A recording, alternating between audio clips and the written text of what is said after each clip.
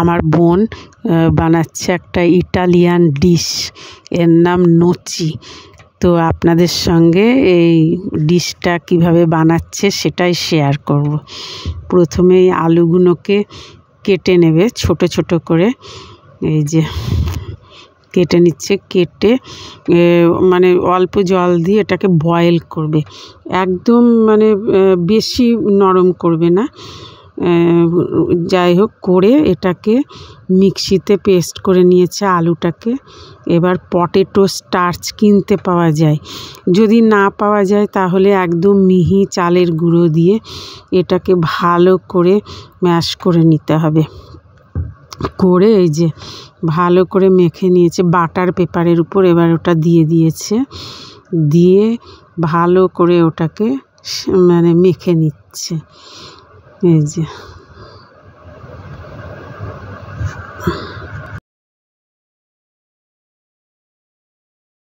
এবার ওই বাটার পেপারে ওই জিনিসটাকে রোল করে করে, এই যে রোল করে করে একবার করে রোল করছে, আবার মাখছে, এইভাবে রোল করে নিল। করে এবার ওটাকে কাটবে, কেটে লেচির মতো করবে। এই যে এটা ইটালিয়ান ডিশ, কোরিয়ান স্টাইলে বানানো হচ্ছে।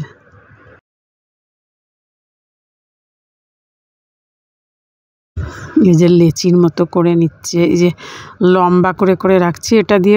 এটা দিয়ে আবার নুডলসও বানানো যায়, তাই জন্য ওইটা দু একটা দেখাচ্ছে, তারপরে ওই নচিটার শেপটা করবে।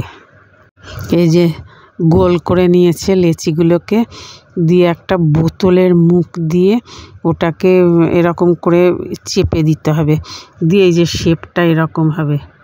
কাঁচের বোতল হলে বেশি ভালো হয়। এই যে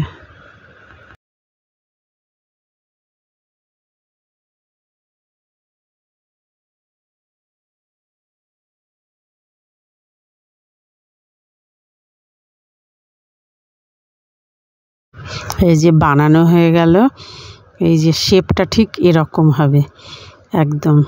দিয়ে এবার গ্যাসে গরম জল বসিয়ে নিল, ওই যে নুডলস যে কটা বানিয়েছে। যাই হোক এবার নচিগুলোকে গরম জলটা টকবক করে ফুটলে ওর মধ্যে দিতে হবে, দিয়ে একটুখানি ফোটার পর 5-6 মিনিট ফুটবে ওর মধ্যে গরম জলে।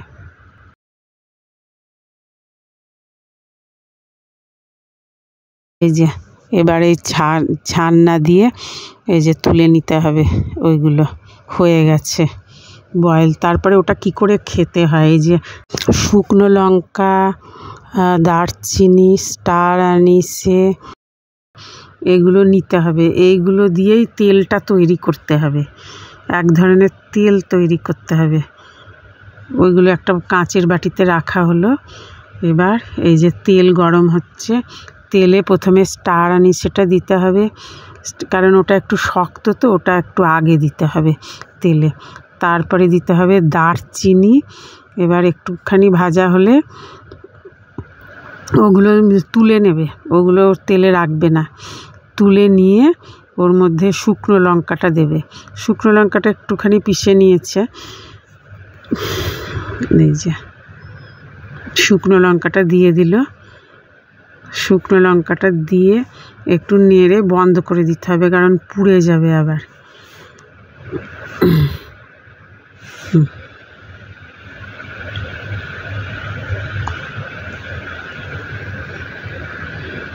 একটু নুন দিতে হলো, একটু নুন দেওয়া হলো, দিয়ে একটু নেড়ে চেড়ে ওই তেলটা এই নচিটার মধ্যে ঢেলে নিতে হবে। দিয়ে এটা ভালো করে একটা স্পুন দিয়ে বা কিছু দিয়ে ভালো করে নাড়াচাড়া করে ব্যাস রেডি খাওয়ার জন্য। এটা অনেকে ফ্রাই করেও খায় নচিটা, কিন্তু এটা স্টিমে বেশ ভালো লাগে খেতে, বয়েল করে এটাই বেশি ভালো লাগে খেতে। এই যে নাড়াচাড়া করলো, ব্যাস রেডি হয়ে গেল নচি। কেমন লাগলো এই নচির রেসিপিটা আপনারা কমেন্ট করে জানাবেন। ভিডিওটা ভালো লাগলে লাইক শেয়ার সাবস্ক্রাইব করে দেবেন। আর এটা আমার ছোটো বোনই বানালো।